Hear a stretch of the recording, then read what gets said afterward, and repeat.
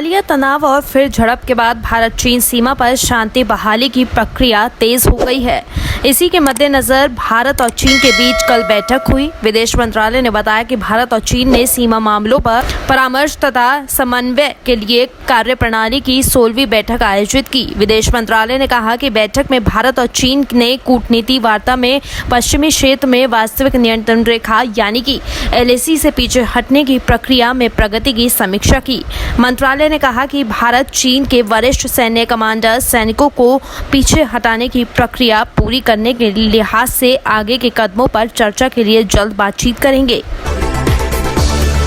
महाराष्ट्र में corona virus के मामले तेजी से बढ़ रहे हैं। कोरोना संक्रमण को देखते हुए पुणे में 13 जुलाई से 23 जुलाई तक संपूर्ण लॉकडाउन का ऐलान किया गया है। इसी के साथ महाराष्ट्र के ठाणे में भी संपूर्ण लॉकडाउन 19 जुलाई तक बढ़ा दिया गया है। पुणे के डिविजनल कमिश्नर दीपक ने कहा कि 13 जुलाई से 23 जुलाई तक पुणे, पिंपरी चिंचवाड़ और ग्रामीण पुणे को कुछ हिस्सों के लिए संपूर्ण लॉकडाउन की घोषणा की गई है। केवल डेयरी और मेडिकल स्टोर और अस्पतालों जैसी आवश्यक सेवाओं से संबंधित दुकानें ही खुली रहेंगी। वहीं पुणे के डिस्ट्रिक्ट कलेक्टर नवल किशोर राम ने बताया कि पुणे जिले के ग्रामीण भागों में 22 गांवों की पहचान की गई है जहां लॉकडाउन लागू किया जाएगा। पुणे और पिंपरी चिंचवाड़ क्षेत्र के अलावा इन गांवों में कंटेनमेंट जोन को इसमें शामिल किया जाएगा। लॉकडाउन के बाद अब संसद स्टैंडिंग कमेटी की बैठकें शुरू हो गई है। इसी कड़ी में शुक्रवार को science and technology standing committee की बैठक हुई। हालांकि इस बैठक में कुल 30 सदस्यों में से सिर्फ 8 सदस्य मौजूद रहे क्योंकि कुछ सदस्य अपने अपने राज्यों और क्षेत्रों में थे और दिल्ली पहुंचने में उन्हें होने वाली दिक्कतों का हवाला देते हुए इस बैठक में शामिल नहीं हो सके।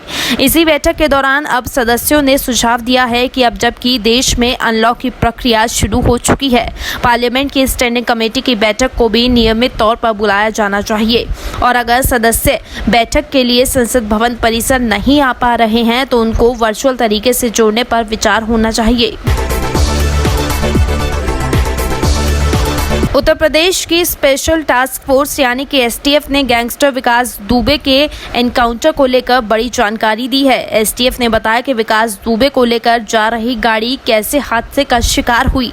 STF के मुताबिक काफिले के सामने गाय भैंस का झुंड भागते हुए रास्ते पर आ गया था।